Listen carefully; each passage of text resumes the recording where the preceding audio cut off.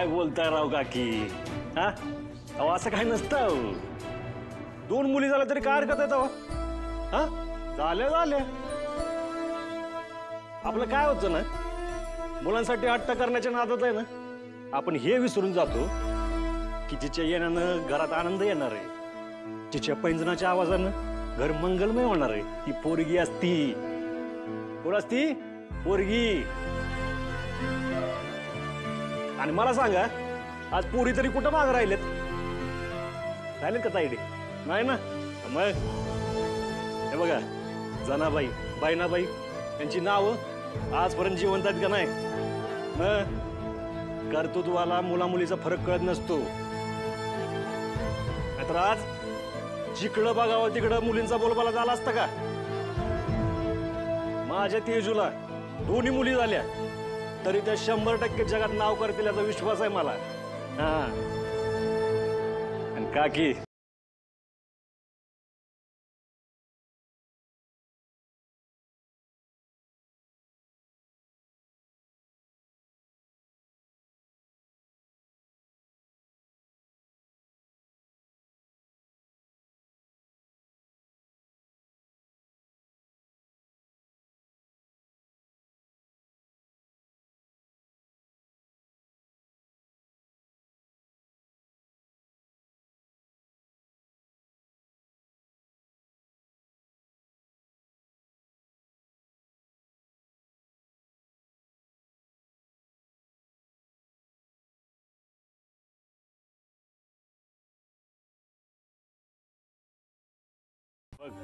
दादाचा विचार आल्यावर तू एका मिनिटात ठीक आहे म्हणलीस का नाही?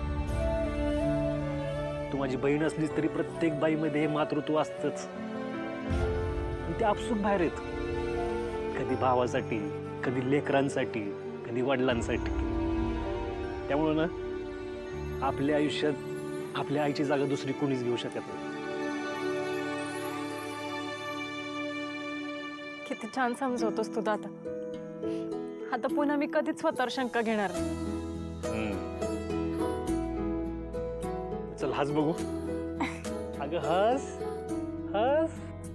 अगं रुसूबाई रुसू, कोपऱ्यात बसू, तेजूच्या गालावर दादा आणतोय हसू.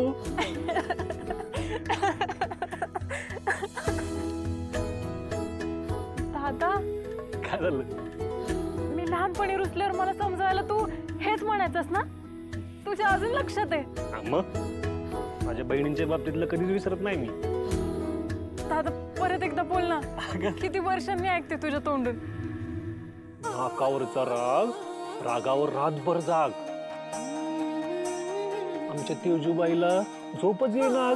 रुसूबाई रुसू, कोपऱ्यात बसू, तेजूच्या गालावर दादा आणतोय हसू.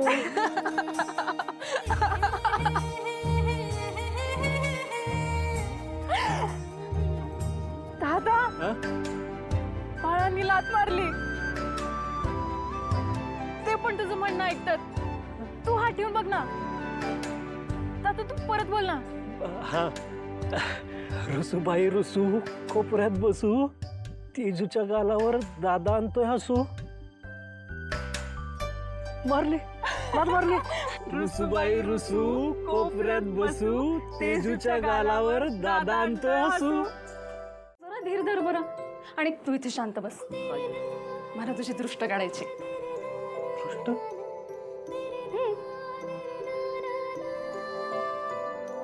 आल्या गेल्याची, शेजार पाजाऱ्याची, भूताखेताची, कोणाची नजर नको लागायला माझ्या नवऱ्याला.